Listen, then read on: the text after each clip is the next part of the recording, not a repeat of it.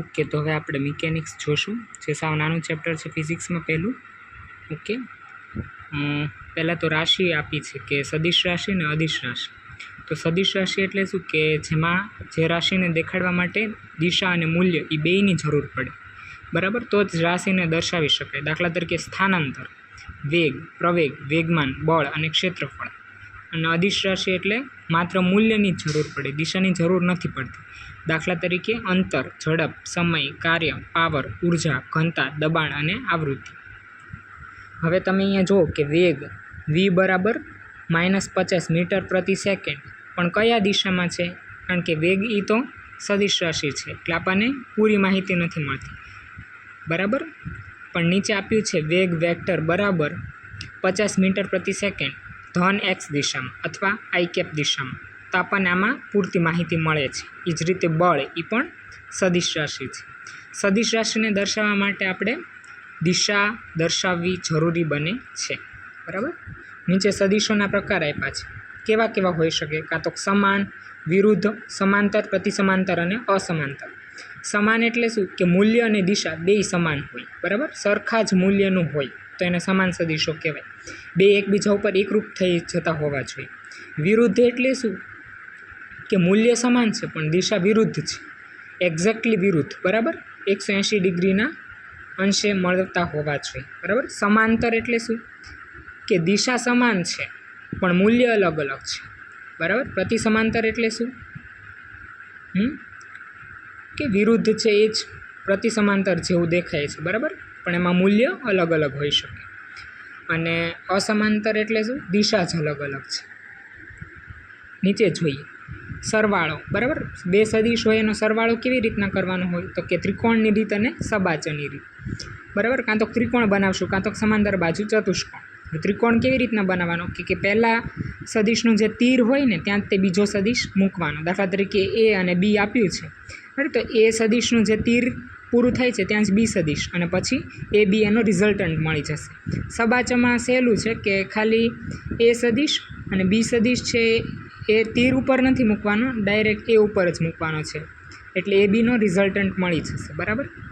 એટલે આ બધું તો આવડતું જ હશે, ખાલી અમથા લખ્યું છે એટલે, બરાબર. બાકી એ માઇનસ બી કરવું હોય તો કેવી રીતના કરશો? તો કે એ પ્લસ માઇનસ બી કરશું, એટલે બી વેક્ટર હશે એને ઉલટો કરી નાખીશું, બરાબર. પછી આવી રીતના 3 વેક્ટર આપ્યા હોય તો પછી આવી રીતના જે ત્રિકોણ બની જાય, આવી રીતના જેટલી બંધ આકૃતિ બની જાય એનો રિઝલ્ટન્ટ વેક્ટર શું છે? 0 છે. એ બી સી આ ત્રણેય વેક્ટરનો જે રિઝલ્ટન્ટ મેળવવો હોય તો કેવી રીતના કરશું? તો પછી ત્રિકોણની રીત જ વાપરવી પડશે, કારણ કે સબાચરની રીત બે માટે જ વાપરી શકાય, બરાબર. નેક્સ્ટ આપણે જોઈએ કે એ બી સદિશ, હા જો આ સરવાળાનો ગુણધર્મ છે એ પાળે છે, બરાબર. સદિશ કે બી પ્લસ એ કરો કે એ પ્લસ બી કરો એમાં કોઈ ફેર પડતો નથી, પણ બાદબાકીનો ગુણધર્મ પાળતો નથી, અને જૂથનો ગુણધર્મ સાચો છે, બરાબર. પછી એકમ સદિશ. એકમ સદિશ એટલે શું? એકમ એટલે એની કિંમત 1 છે એવો સદિશ, કે જેનું મૂલ્ય 1 હોય. એટલે મૂલ્ય તો એક જ છે, ખાલી આપણે હવે દિશા જાણવાની જ જરૂર છે, બરાબર. દાખલા તરીકે આમાં આપ્યું છે યુ કેપ બરાબર, અહીંયા આપ્યું છે કે યુ કેપ બરાબર એ સદિશ એના છેદમાં એનું મૂલ્ય એમ, સદિશ એના છેદમાં એનું મૂલ્ય એમ. દાખલા તરીકે સદિશ હોય 4 ધન એક્સ બાજુ, એના છેદમાં એનું મૂલ્ય કેટલું હોવું જોઈએ? 4. તો 4 ને 4 ઉડી જાય તો 1 આવી જાય, એટલે આપણને ખાલી એકમ સદિશ માત્ર એક એની દિશા જ આપશે, બરાબર. એટલે આ સૂત્ર ઉપરથી MCQ અમુક આવે છે, એમાં આપણે એનું મૂલ્ય કેવી રીતના મેળવશું? દાખલા તરીકે ત્રણેય અક્ષમાં હોય ને તો આપણે એવું કરશું કે વર્ગમૂળ x² + y² + z² એમ, અને એનું વર્ગમૂળ કાઢી નાખશું, એ તેનું મૂલ્ય થશે, બરાબર. તમે મટીરિયલમાં સોલ્વ કરશો એટલે તમને વધારે ખબર પડશે, બરાબર. અથવા એ સદિશને આપણે કોઈ પણ સદિશને કેવી રીતના લખીએ? એનું મૂલ્ય એને ગુણ્યા એકમ સદિશ, બરાબર. દાખલા તરીકે બળ આપ્યું હોય કે F બરાબર 3i કેપ, તો અહીંયા i કેપ શું છે? એકમ સદિશ છે એમ, બરાબર.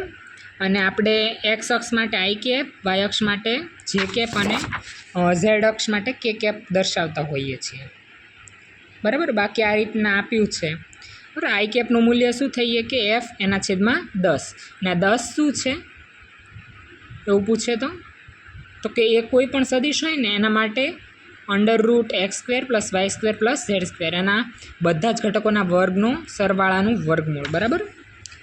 હવે જો અહીંયા a કેપ સદિશ આપ્યો છે, અહીંયા a કેપ આ સદિશ આપ્યો છે, તો એનો અહીંયા y ઘટક પડશે, અહીંયા x ઘટક પડશે. જો અહીંયા ખૂણો થીટા હોય તો આ શું થશે? એ cos થીટા. આ શું થશે? એ sin થીટા.